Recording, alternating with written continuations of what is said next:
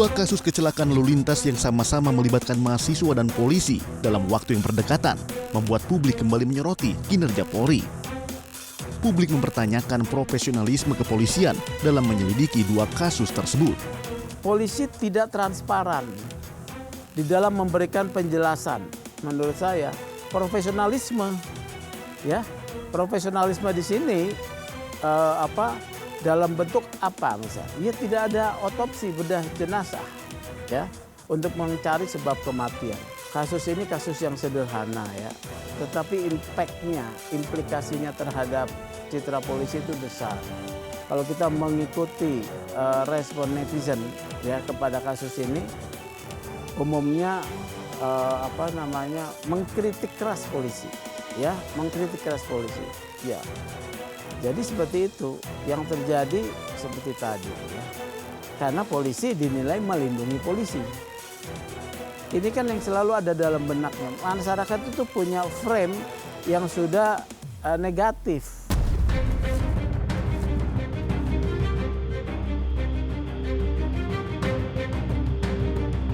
Melihat penanganan kasus kecelakaan yang menimpa Hasya, IPW menyebut kasus seperti ini seringkali terjadi. Betul-betul tidak sensitif. Mengapa bisa terjadi? IPW sering menangani kasus-kasus seperti ini karena polisi merasa memiliki kewenangan. Ini urusan gue, ya, kewenangan gue, dan ada dasar untuk membuat status tersangka dengan mengandalkan keterangan ahli tanpa membuka ruang dialog atau ruang perbedaan pandangan dalam satu proses yang namanya gelar perkara. Jadi mengesankan polisi sewenang-wenang. Selain Hasya, kasus kecelakaan yang menyebabkan korban jadi tersangka juga dialami oleh Ninik Setiowati. Peristiwa naas itu terjadi pada 6 Agustus 2012 di Jalan Supriyadi. Kecelakaan tersebut mengakibatkan sang putri Kumaria Sekar Hamidah terjatuh dan meninggal dunia. Ninik dituding lalai lantaran sepeda motor yang dikendarainya bersenggolan dengan truk. Korban kecelakaan yang jadi tersangka juga menimpa pedangdut Saipul Jamil.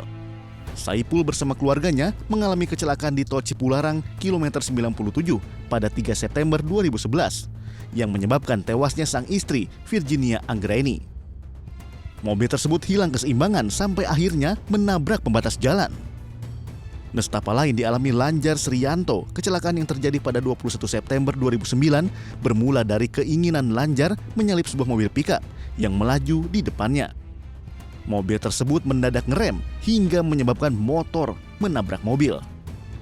Istri Lanjar, Saptaningsih, terpental di tengah jalan dan ditabrak mobil dari arah berlawanan yang belakangan diduga dimiliki seorang anggota polisi. Kehilangan putra pertama untuk selamanya ditambah penetapan tersangka terhadap Hasya sangat membuat keluarga terpukul. Keluarga mendambakan status Hasya dipulihkan dan berharap kasus ini dibuat terang benderang.